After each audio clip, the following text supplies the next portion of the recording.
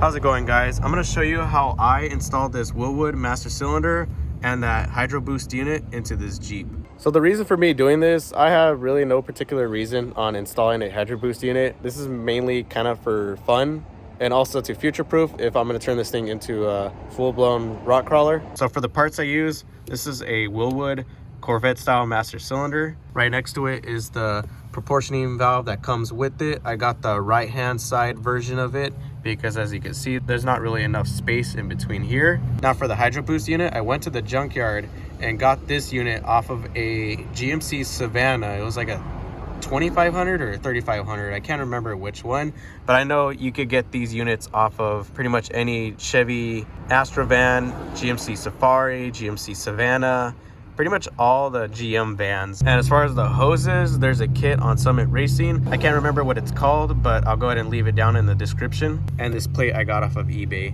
Now with that being said, let's go ahead and get into the video and I'll show you how I did this.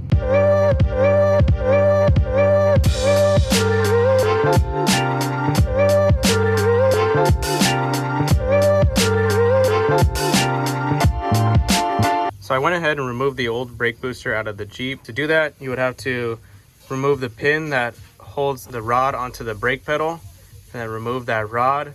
And then there's 4 bolts on the back side of this. You remove those, unbolt the master cylinder, remove the vacuum line, pull the master cylinder forward. You should be able to pull it out like that. I am gonna remove this master cylinder in a bit, just not yet. I'm gonna get some measurements and figure some stuff out. I'm gonna try to figure out how to get this eyelet here off of this and transfer it over to the new Hydro Booster. It may have to be cut off and welded onto the other one, but I'm gonna try to think of something else where it's a little more reliable.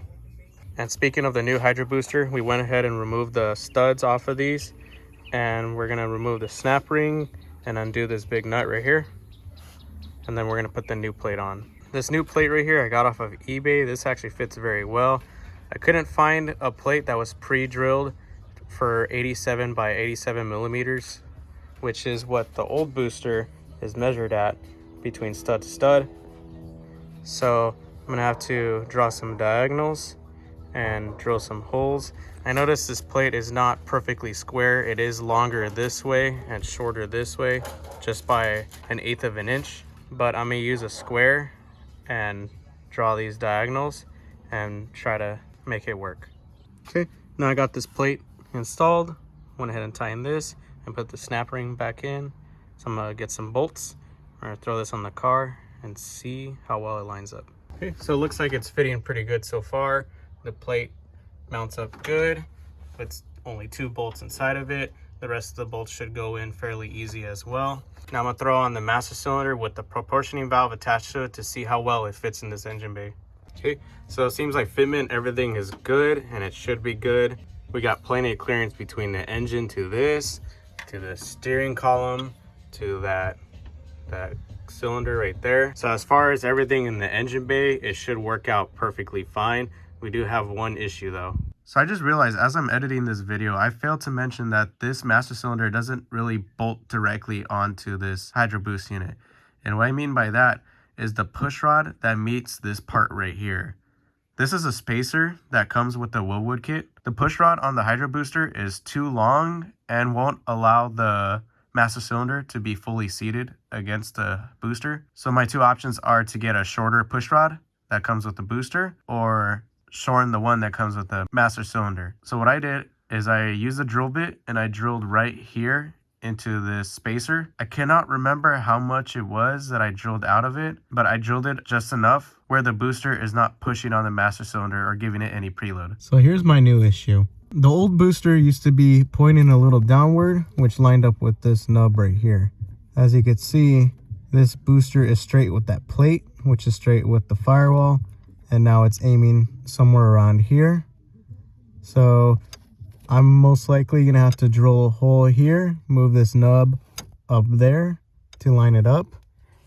But before I do that, I do need to measure the pedal travel from the brake stop right here all the way down to the floor.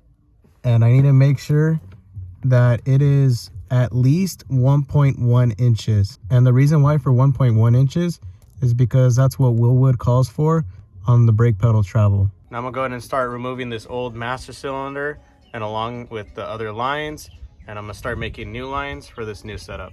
So the first line I'm gonna be working with is this high pressure output line. This line is probably gonna be the trickiest line to work with because it has this special fitting here. And this fitting is really tall.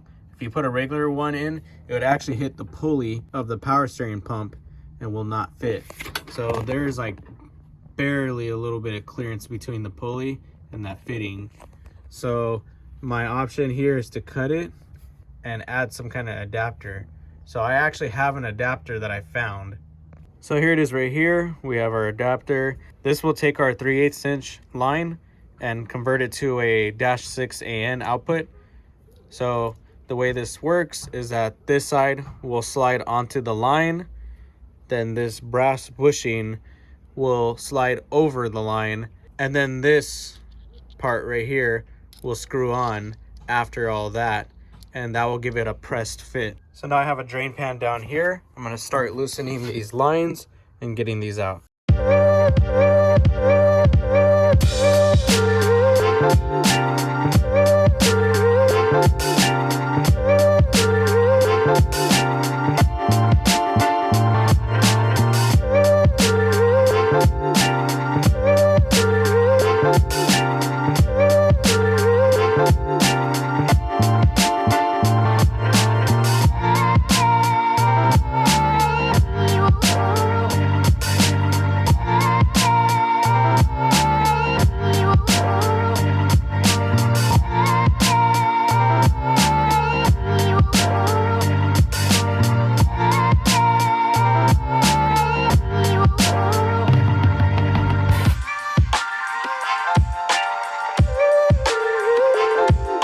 I have all the power steering lines loosely in place.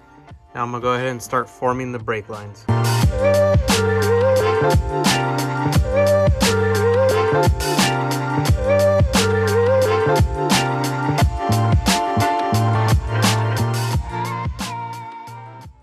So I took this whole brake assembly out of the Jeep, and I also went ahead and unbolted the brake pedal off of this thing. So I'm gonna get a grinder. I'm gonna grind this part right here to sand it all the way down flat. This should allow me to pull this part out. I can find out what size hole this is, and I'll move the hole up here, move this there, and weld it in the back. So it took some beating to get this out of the old hole. So I went ahead and drilled the hole up here, put it in, and welded it on the other side. So this should not be going anywhere. So I went ahead and notched this old rod right here so I could fit this eyelet in here. I'm gonna weld these two pieces together. Okay, so now this is fully installed. It is pressing that button right there for the brake switch, and the travel goes all the way until it stops in the booster before it even touches the floor. So that worked out perfectly fine. It is tilted a little higher than I would like, but it looks like it's clearing still.